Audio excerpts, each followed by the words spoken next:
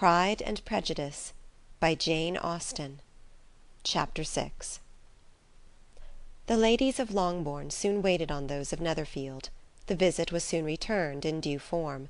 Miss Bennet's pleasing manners grew on the good will of Mrs. Hurst and Miss Bingley, and though the mother was found to be intolerable, and the younger sisters not worth speaking to, a wish of being better acquainted with them was expressed towards the two eldest.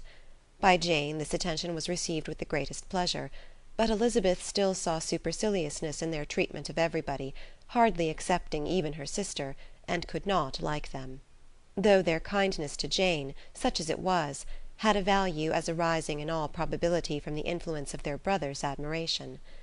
It was generally evident, whenever they met, that he did admire her, and to her it was equally evident that Jane was yielding to the preference which she had begun to entertain for him from the first, and was in a way to be very much in love. But she considered with pleasure that it was not likely to be discovered by the world in general, since Jane united, with great strength of feeling, a composure of temper and a uniform cheerfulness of manner which would guard her from the suspicions of the impertinent. She mentioned this to her friend Miss Lucas. "It may perhaps be pleasant," replied Charlotte, "to be able to impose on the public in such a case, but it is sometimes a disadvantage to be so very guarded. If a woman conceals her affection with the same skill from the object of it, she may lose the opportunity of fixing him, and it will then be but poor consolation to believe the world equally in the dark. There is so much of gratitude or vanity in almost every attachment, that it is not safe to leave any to itself. We can all begin freely, a slight preference is natural enough, but there are very few of us who have heart enough to be really in love without encouragement. In 9 cases out of 10 a woman had better show more affection than she feels. Bingley likes your sister undoubtedly, but he may never do more than like her, if she does not help him on." "But she does help him on, as much as her nature will allow. If I can perceive her regard for him, he must be a simpleton indeed not to discover it too." "Remember, Eliza, that he does not know Jane's disposition as you do." "But if a woman is partial to a man, and does not endeavour to conceal it, he must find it out." "Perhaps he must, if he sees enough of her. But though Bingley and Jane meet tolerably often, it is never for many hours together, and as they always see each other in large mixed parties, it is impossible that every moment should be employed in conversing together. Jane should therefore make the most of every half hour in which she can command his attention. When she is secure of him, there will be more leisure for falling in love as much as she chooses." "Your plan is a good one," said Elizabeth, "where nothing is in question but the desire of being well married; and if I were determined to get a rich husband, or any husband, I dare say I should adopt it. But these are not Jane's feelings. She is not acting by design. As yet she cannot even be certain of the degree of her own regard, nor of its reasonableness. She has known him only a fortnight. She danced 4 dances with him at Meryton, she saw him one morning at his own house, and has since dined with him in company 4 times. This is not quite enough to make her understand his character."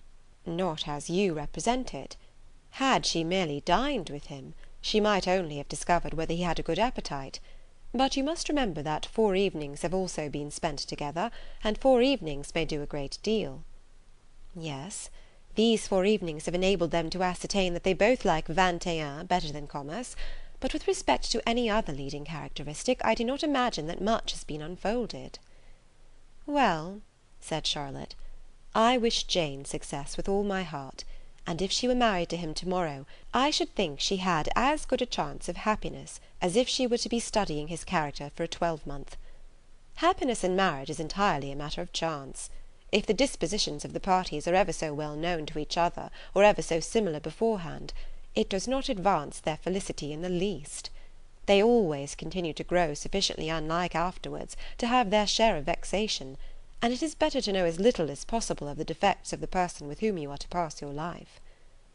"You make me laugh, Charlotte, but it is not sound. You know it is not sound, and that you would never act in this way yourself." Occupied in observing Mr. Bingley's attentions to her sister, Elizabeth was far from suspecting that she was herself becoming an object of some interest in the eyes of his friend. Mr. Darcy had at first scarcely allowed her to be pretty. He had looked at her without admiration at the ball, and when they next met, He looked at her only to criticize. But no sooner had he made it clear to himself and his friends that she hardly had a good feature in her face than he began to find it was rendered uncommonly intelligent by the beautiful expression of her dark eyes. To this discovery succeeded some others equally mortifying. Though he had detected with a critical eye more than one failure of perfect symmetry in her form, he was forced to acknowledge her figure to be light and pleasing, and in spite of his asserting that her manners were not those of the fashionable world, he was caught by their easy playfulness. Of this she was perfectly unaware. To her he was only the man who made himself agreeable nowhere, and who had not thought her handsome enough to dance with. He began to wish to know more of her, and as a step towards conversing with her himself, attended to her conversation with others. His doing so drew her notice. It was at Sir William Lucas's, where a large party were assembled. "What does Mr. Darcy mean," said she to Charlotte, "by listening to my conversation with Colonel Forster?" "That is a question which only Mr. Darcy can answer." "But if he does it any more, I shall certainly let him know that I see what he is about. He has a very satirical eye, and if I do not begin by being impertinent myself, I shall soon grow afraid of him." On his approaching them soon afterwards, though without seeming to have any intention of speaking, Miss Lucas defied her friend to mention such a subject to him, which immediately provoking Elizabeth to do it, she turned to him and said, "Did you not think, Mr. Darcy, that I expressed myself uncommonly well just now, when I was teasing Colonel Forster to give us all a ball at Meryton?" "With great energy. But it is always a subject which makes a lady energetic." "You are severe on us." "It will be her turn soon to be teased," said Miss Lucas. "I am going to open the instrument, Eliza, and you know what follows." "You are a very strange creature by way of a friend, always wanting me to play and sing before anybody and everybody. If my vanity had taken a musical turn, you would have been invaluable. But as it is, I would really rather not sit down before those who must be in the habit of hearing the very best performers." On Miss Lucas's persevering, however, she added, "Very well, if it must be so, it must." And gravely glancing at Mr. Darcy, "There is a fine old saying, which everybody here is of course familiar with, 'Keep your breath to cool your porridge,' and I shall keep mine to swell my song." Her performance was pleasing, though by no means capital. After a song or two, and before she could reply to the entreaties of several that she would sing again, she was eagerly succeeded at the instrument by her sister Mary, who having, in consequence of being the only plain one in the family, worked hard for knowledge and accomplishments, was always impatient for display. Mary had neither genius nor taste, and though vanity had given her application, it had given her likewise a pedantic air and conceited manner, which would have injured a higher degree of excellence than she had reached. Elizabeth, easy and unaffected, had been listened to with much more pleasure, though not playing half so well; and Mary, at the end of a long concerto, was glad to purchase praise and gratitude by Scotch and Irish airs, at the request of her younger sisters, who, with some of the Lucases and 2 or 3 officers, joined eagerly in dancing at one end of the room. Mr. Darcy stood near them in silent indignation at such a mode of passing the evening, to the exclusion of all conversation, and was too much engrossed by his thoughts to perceive that Sir William Lucas was his neighbour, till Sir William thus began. "What a charming amusement for young people this is, Mr. Darcy! There is nothing like dancing, after all. I consider it as one of the first refinements of polished society." "Certainly, sir. And it has the advantage also of being in vogue among the less polished societies of the world. Every savage can dance."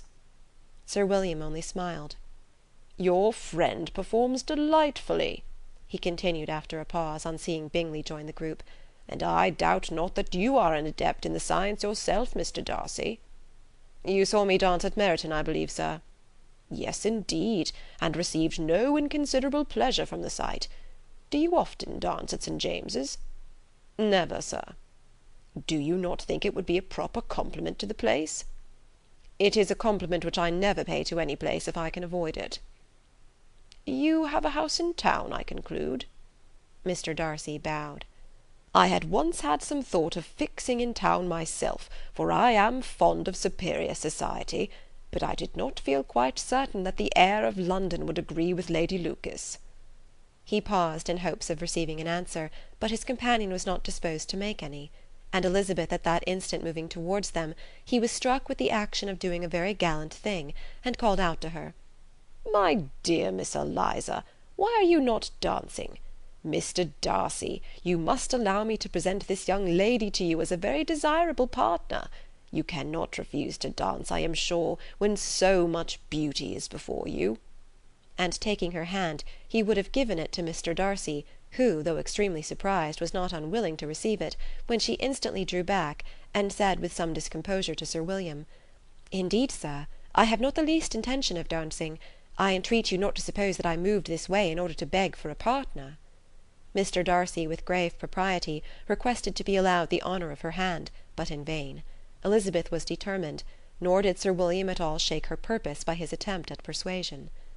"You excelled so much in the dance, Miss Eliza, that it is cruel to deny me the happiness of seeing you, and though this gentleman dislikes the amusement in general, he can have no objection, I am sure, to oblige us for 1/2 hour."